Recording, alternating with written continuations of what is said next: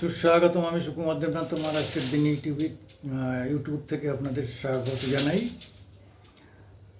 মন্ত্রী সিদ্দিকুল্লাহ সাহেবকে একটা কথা বলতে ইচ্ছা করছে যে আপনি বললেন যে ওয়াকআপ নিয়ে মুভমেন্ট করছেন, করুন, প্রত্যেকের অধিকার আছে, আপনিও করছেন, ভালোই কথা। কিন্তু আপনি বলছেন যে তো জেলাগুলো দেখালাম, এরপরে কলকাতার প্রত্যেকটা রাস্তায় আপনি লোক এনে বসিয়ে দেবেন। আচ্ছা, ওয়াকআপ বিল কি মানে ওয়েস্ট বেঙ্গলে পাস হয়েছে? ওয়েস্ট বেঙ্গল সরকার করেছে? এখানকার অ্যাসেম্বলি থেকে পাস হয়েছে নাকি? আপনি এইসব কথা বলছেন কেন? মুভমেন্ট করতে হলে দিল্লি যেতে হবে।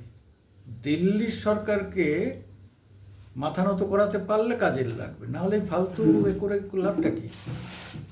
এই মুভমেন্টের তো কোনো ভ্যালু নেই। দুদিন পরে এই লোকগুলোকে আসছে যাচ্ছে, এটা হইচই করছে, পরিস্থিতি সৃষ্টি করছে, কোথায় আগুন লাগাচ্ছে, কোথাও হ্যান করছে ত্যান করছে। কদিন পরে যে দেখা যাবে যে এই লোকগুলো, এই মানুষগুলো আবার নিজের কাজে চলে যাবে। কি হবে? আপনার মাঝখান থেকে দাম বাড়লো, এই তো আমি সিদ্দিকুল্লাহ বিরাট কিছু করে দেখালাম। তৃণমূলের পার্টিতে আপনার একটু দাম বাড়বে, জানি না বাড়বে কি না। কিন্তু কথাটা হচ্ছে, সত্যিকার যদি আন্দোলন করতে হয়, এখান থেকে 5 লক্ষ মুসলিমদের নিয়ে দিল্লিতে যে ঘেরাও করা হোক, তারপর অন্যান্য যে জেলা স্টেটগুলো আছে সেখানকার মুসলিমদের ডাকা হোক। এখানে তো প্রায় হিসাবে বলা হয় 17 কোটি, হিসাব মতো প্রায় 20 কোটি মুসলিম আছে। 1 কোটি মুসলিমকে নামান না দিল্লিতে, সব জায়গার থেকে। ধরুন মোদিকে যে তুমি যতক্ষণ না করবে সেটা তোমার দিল্লি ঘিরে রাখবো। হ্যাঁ, এখন অরবিন্দ কেজরিওয়াল নেই, এটা একটু অসুবিধা হয়ে গেছে, তাতে কি আছে? ওখানে রোহিঙ্গাই তো 10 লাখ আছে, তাদের সঙ্গে যোগাযোগ করুন, মুভমেন্টটা করুন। আপনি আমার কলকাতাকে অবরুদ্ধ করছেন। এমনিতেই এখানে যানবাহনের যথেষ্ট সমস্যা রয়েছে। অফিস টাইমে যানবাহন পাওয়া যায় না, তারপর স্লো চলে, অনেক রকম সমস্যা রয়েছে। সেটা আমরা তাতেই ভুগছি, টাইমলি অফিসে যেতে পারি না, অনেকেরই অভিযোগ।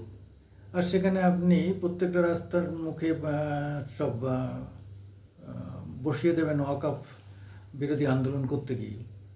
কিন্তু এখানে তো করে লাভ নেই। লাভ আছে কি? পশ্চিমবঙ্গের বাংলাকে পুরো অচল করে দিলেও কি কোনো লাভ আছে? ধরে নিলেন আপনি 1 মাস পুরো অচল করে রাখলেন, কাউকে বাজারে বেরোতে দেবেন না, রাস্তাঘাটে বেরোতে দেবেন না, কোথাও বেরোতে দেবেন না, কিন্তু তাতে কি লাভ হবে কিছু? কারণ ওয়েস্ট বেঙ্গল তো ওয়াকআপ আইন করেনি, এটা করেছে লোকসভা রাজ্যসভা দিল্লি থেকে। কি অন্যায় বললাম? দিল্লিতে গিয়ে কেন মুভমেন্টটা করছেন না?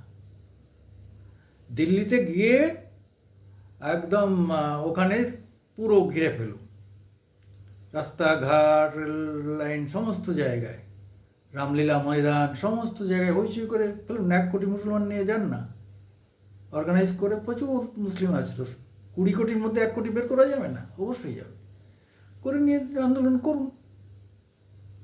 এখন ওয়াকআপের ভিতরে কি আছে, বাইরে কি আছে, আমি ওই সব আলোচনায় যাচ্ছি না। আমিও পড়াশুনো করে দেখেছি, আমি ওই সব বিতর্কে যাচ্ছি না। আমার কথা হচ্ছে, আপনারা পশ্চিমবঙ্গটাকে অশান্ত করছেন কেন? আবার আপনি একজন পশ্চিমবঙ্গের মন্ত্রী হয়ে,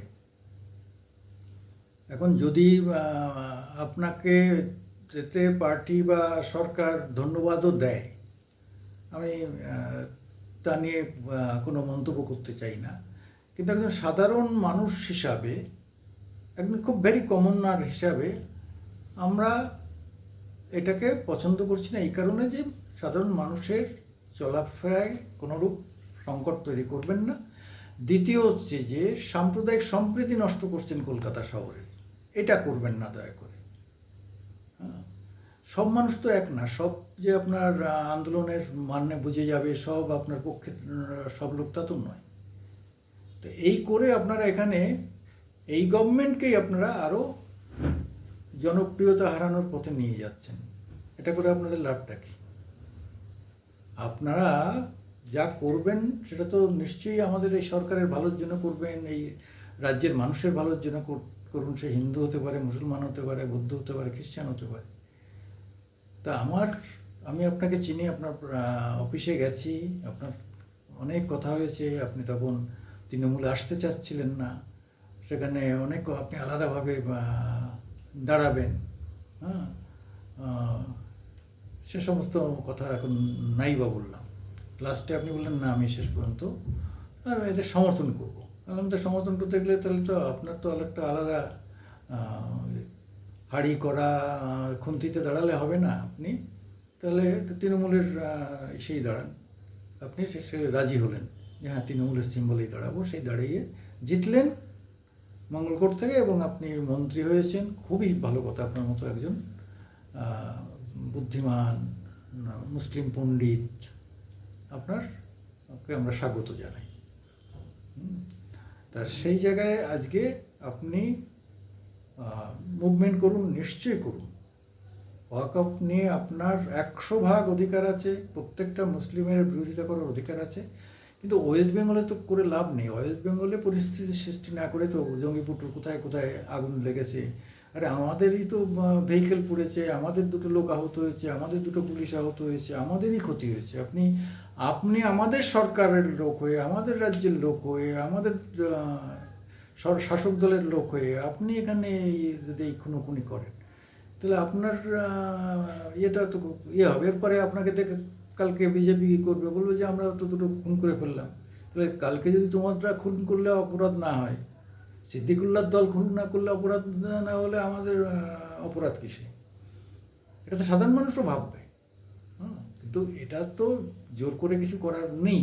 একদম দিল্লিতে যেতে হবে, বিরুদ্ধে একদম লাগাতার ওখানে দরকার হলে অনশন করে একদম এটাকে স্টপ করাতে হবে। সেটা যদি করতে পারেন তাহলে মুসলিমরা আপনাকে মনে রাখবে। আপনি যদি একটুও সরাতে পারেন, 1-2 আইনও পাল্টাতে পারেন, মানে ধারা পাল্টাতে পারেন, সেটা আপনাকে সারা জীবন মনে রাখবে, সেই জায়গাটা উদ্দেশ্য করে। আর যদি নিতান্ত মুসলিম ভাইদের ভুল বোঝানোর জন্য আপনি এটা নামটাও আসতে দেখাচ্ছেন, আন্দোলন দেখালেন, 2 দিন পরে ভুলে যাবে, তাহলে আসলে বলব করে লাভ নেই। আমাদের অন্তত যন্ত্রণার হাত থেকে বাঁচান। যাই হোক, আপনি কীভাবে নেবেন, সাধারণ মানুষ কীভাবে নেবে সেটাই আসল। সবসময় মানুষকে বাদ দিয়ে শুধু নেতাদের কথা দিয়ে চললে হবে না। শুধু নেতারা বললেই হয়ে যাবে এমন নয়। মানুষ কী বলে, মানুষ কী চায়, মানুষ কী জানতে চায়, মানুষ কী সহ্য করতে পারে, মানুষের মনের কথাটা সেটাও জানা দরকার। যাই হোক, আমরা একটা সুযোগ দিলাম, সাধারণ মানুষ কী বলেন, কেউ বিরুদ্ধেও বলতে পারেন, কেউ পক্ষেও বলতে পারেন, তাহলে তো বোঝা যাবে যে মানুষ কী চায়, আরও পরিষ্কার হবে। ধন্যবাদ। আমাদের আজকের পত্রিকা আপনার সঙ্গে দিল্লি যাবে, এটা বলা ঠিক হবে না নাকি?